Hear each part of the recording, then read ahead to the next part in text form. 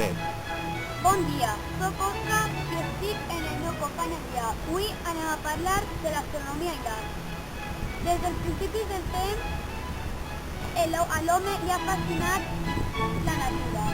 Per això ha intentat respondre totes les seues preguntes en ella, com per exemple un eclipsi solar, una erupció volcànica, inclús el moviment d'una formiga i el naixement d'una planteta està fascinat.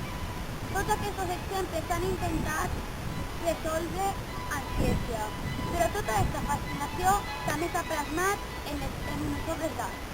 Per això no és registrat trobar alguns fenòmens astronòmics en algunes obres d'art, com per exemple el naixement de Jesucrist, en tots els models que ja ha aparegut acompanyant-lo el cometa Halley. Per això, avui volia presentar-vos dues obres d'art que tenen que veure amb l'astronomia. Acompanyeu-me.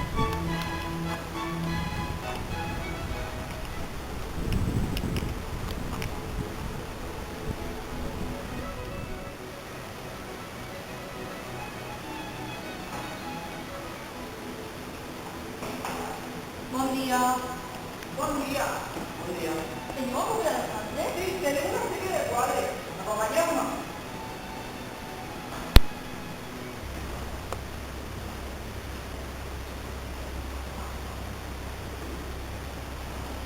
Mireu, però, que jo estava estudiant un quadre anomenat El naixement de la Via Làctia, d'un pintor molt conegut anomenat Julius.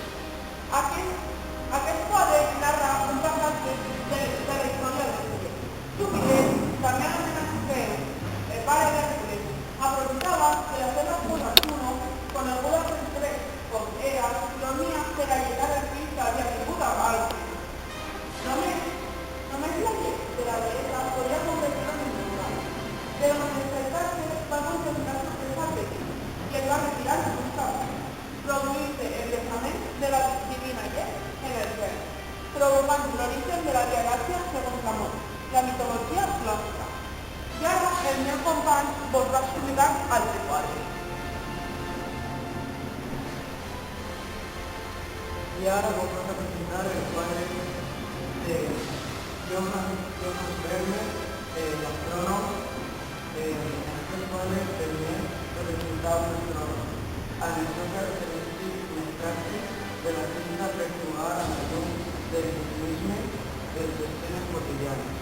Con Vermeer, en les seves obres, l'escena és il·luminada per la llum que entra per una finestra situada a l'esquerra del cine. L'astrònom es val per als seus estudis d'un globus de Diodorus Cuvius. El manual que utilitza l'astrònom ha estat identificat en el llibre titulat sobre la investigació i observació dels estels, de Adrian